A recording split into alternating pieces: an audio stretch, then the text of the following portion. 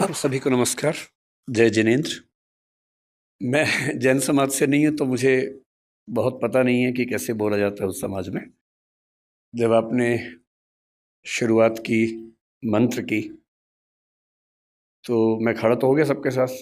मुझे एक दो पंक्तियों के बाद समझ में आया कि जूते उतारने होते हैं, तो मैंने तुरंत उतार दिए जूते। लेकिन मैं मंत्र सुनता रहता हूँ, लेकिन क्योंकि जैन समाज में कभी रहा नहीं इसलिए थोड़ी सी गुस्ताखी उस समय हुई। जैन धर्म मेरी रुचि का विषय है, और जब मैंने यूपीएससी का अपना लास्ट अटेम्प्ट दिया तो क्योंकि फिलॉसफी मेरा विषय था यूपीएससी में, तो उसमें एक स्वाभाविक सा सवाल ये होता है कि आपको कौन सी फिलॉसफी सबसे ज़्यादा पसंद है। तो तैयारी करते हुए मैंने खूब सोचा कि मैं इस सवाल के जवाब में क्या जवाब दूंगा। वेस्टर्न फिलॉसफी में कई फिलोसफर्स मुझे प्रिय रहे। कांट एक बड़ा अच्छा फिलोसफर है, तो मैंने सोचा कि मैं उसका नाम बोल दूंगा हमेशा आराम से। पर फिर सोचा कि अगर पूछेंगे कि इंडियन फिलॉसफी में क्या सबसे ज़्यादा पसंद है, तो मैंने सारी फिलोसफी ध्यान से देखा कि जिस पर मैं तसल्ली के साथ, कन्विक्शन के साथ बात कर सकूं। और अंत में मैंने उत्तर तैयार किया कि पूछेंगे तो बोलूंगा जैन दर्शन। और ये मैं इसलिए नहीं कह रहा कि आज मैं जैन समाज के बीच में हूं, ये मेरा बड़ा ऑब्जेक्टिव आंसर था। ये अलग बात है कि वहां सवाल पूछा ही नहीं गया तो बात हुई ही नहीं। लेकिन लेकिन लेकिन मेरे पास उस तैयारी के दौरान कई सवालों के जवाब आए कि मैंने ये क्यों ऐसा सोचा, मैंने ऐसा क्यों कहने की कोशिश की। मैं उस पर आऊँगा थोड़ी देर में, लेकिन उससे पहले मैं धन्यवाद करना चाहूँगा जीतो समूह को, जीतो फैमिली को। और जैसा मुझे बार बार कहा जा रहा है कि पहली बार आपका हॉल भरा है, शायद आपको लग रहा है कि मेरी वजह से भरा है। मुझे लगता है हॉल इतना अच्छा है कि इसके लालच में ही सब लोग आए होंगे, जो भी जो भी वजह रही है। तो शुक्रिया कि आपने इतना सम्मान मुझे दिया, मुझे बुलाया। किस टॉपिक पर बात करनी है इसमें दुविधा थी। मैं क्योंकि अध्यापक हूँ, मेरा रोजगार ही बोलना है, बोलता ही हूँ। और अक्सर जो मैं क्लास लेता हूँ वो करीब 7 से 8 घंटे की होती है, उसमें कोई ब्रेक भी नहीं होता है। तो जब उन्होंने कहा कि सर 1 घंटा बोलना होगा, पानी वानी पी लीजिए, तो मैं उन्हें कहना चाह रहा था कि 1 घंटा तो हमारे ट्राई बॉल खेलने की तरह है। मैं मैथ्स मैथ्स तो शुरू उसके बाद होता है हमारा। तो मेरी चुनौती ये नहीं होती कि मैं 1 घंटा क्या बोलूं, चुनौती ये होती है कि 1 घंटे में कैसे ख़त्म करूं। और दूसरा, हम लोग इतना फोकस्ड हैं अपने पढ़ने पढ़ाने के प्रोसेस में कि जब मुझसे कोई कहते हैं कि आप किसी भी विषय में बोल दीजिए, तो मैं कुछ भी नहीं सोच पाता हूँ कि मैं क्या बोलूँ। तो मैंने इनसे बहुत निवेदन किया उस दिन। मैंने कहा आप मुझे कोई टॉपिक दे दीजिए, कुछ भी दे दीजिए, जो टॉपिक आपका मन करे, किसी विषय का दे दीजिए, पर दे दीजिए मुझे कोई टॉपिक। तो बोले सर आप क्या क्या बोल सकते हैं। मैंने कहा आप बताइए ना।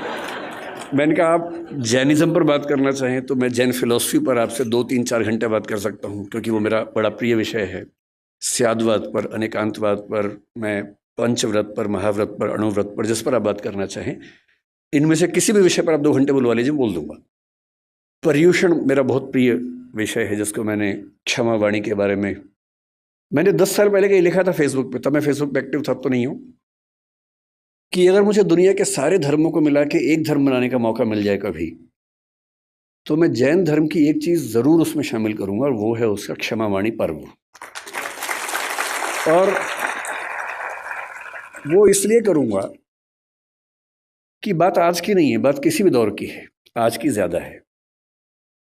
हम सब इतने व्यस्त हैं कि हम जिनसे जुड़े हैं, जो नजदीकी लोग हैं, दोस्त हैं, रिश्तेदार हैं, हमें पता भी नहीं चलता कब हमारे मुंह से कुछ ऐसा निकलता है कि उनको बुरा लग जाता है। ये भी हो सकता है कि हमारी नीयत एकदम ठीक रही हो, हमने सोच समझ के ना ही बोला हो, पर किसी खास कॉन्टेक्स्ट में किसी खास व्यक्ति ने मेरी किस बात को किस रूप में लिया, ये तो मुझे नहीं पता।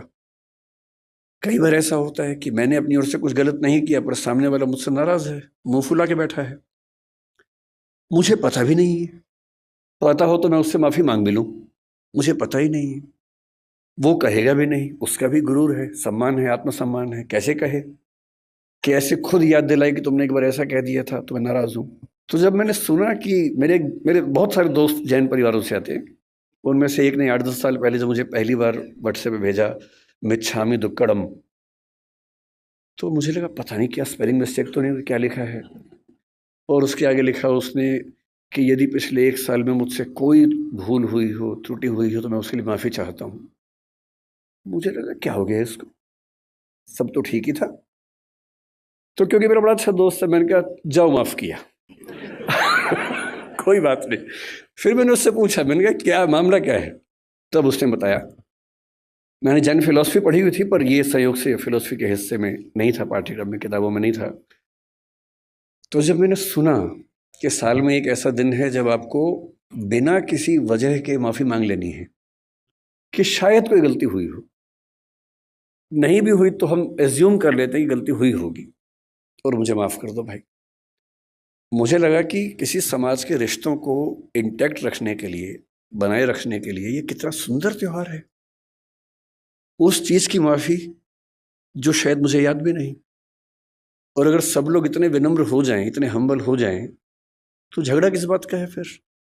और अगर यही स्थिति सारे धर्मों में हो जाए, सारे देशों में हो जाए, तो फिर क्यों झगड़ा है?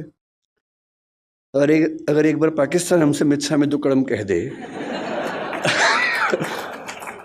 तो दिक्कतें ही खत्म हो जाएंगी।